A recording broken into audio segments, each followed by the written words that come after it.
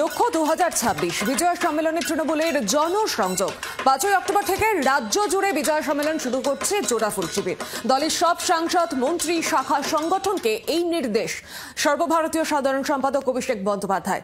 বিজয় সম্মেলনের মধ্য দিয়ে নিবিড় জনসংযোগ। কলকাতা থেকে প্রায় 50 জন প্রথম সারি নেতা বিভিন্ন জেলায় যাবেন।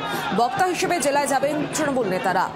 সামনেই রয়েছে 2026-এর নির্বাচন এবং তার আগেই 5ই অক্টোবর থেকে বিজয় সম্মেলন শুরু করছে জোড়াফুল শিবির। এবং জোড়াফুল শিবিরে সব দলের সাংসদ, মন্ত্রী, শাখা সংগঠনের নির্দেশ দিয়েছেন সর্বভারতীয় সাধারণ সম্পাদক অভিষেক বন্দ্যোপাধ্যায়। এবং তাদের এই বিজয় সম্মেলনে কলকাতা থেকে প্রায় 50 জন প্রথম সারির নেতা বিভিন্ন জেলায় যাবেন, জনসংযোগ বাড়াবেন।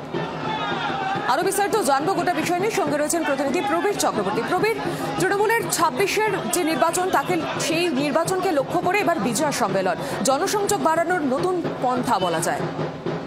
দেখুন, 2026-এর বিধানসভা নির্বাচন আর মাত্র 3-4 মাস বাকি রয়েছে এবং এটাই স্বাভাবিক বিষয় ছিল যে পুজো মিটলে সমস্ত রাজনৈতিক দল কিন্তু তাদের নিজ নিজ কর্মকাণ্ড নেমে যাবে।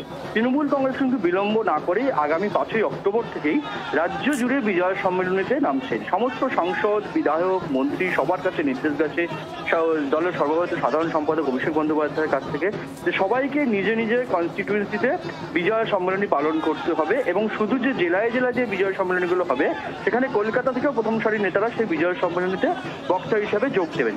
এবং আমরা অতীতে লক্ষ্য করে দেখেছি মমতা বন্দ্যোপাধ্যায় পর্যন্ত নিজের ভবানীপুর বিধানসভা কেন্দ্রেতে তিনি বিজয় সম্মেলনী করেছেন, অনেকবার লক্ষ্য করা গেছে। অভিষেক বন্দ্যোপাধ্যায় নিজের ডায়মন্ড লোকসভা কেন্দ্রে বিজয় সম্মেলনী করেছেন। যেহেতু 26-এ বিধানসভা নির্বাচন রয়েছে, আরো নিবিড় জনসংযোগ করতেই বিজয় সম্মেলনীকে হাতিয়ার করছে তৃণমূল কংগ্রেস। তাই বিলম্ব না করে 5ই অক্টোবর থেকেই রাজ্য জুড়ে তৃণমূল কংগ্রেস কিন্তু বিজয় সম্মেলনীতে নেমে পড়ছে বলে জানা যাচ্ছে। ধন্যবাদ প্রবীর। বাংলার আওয়াজ, বাঙালির আবেগ, জি 24 ঘন্টা।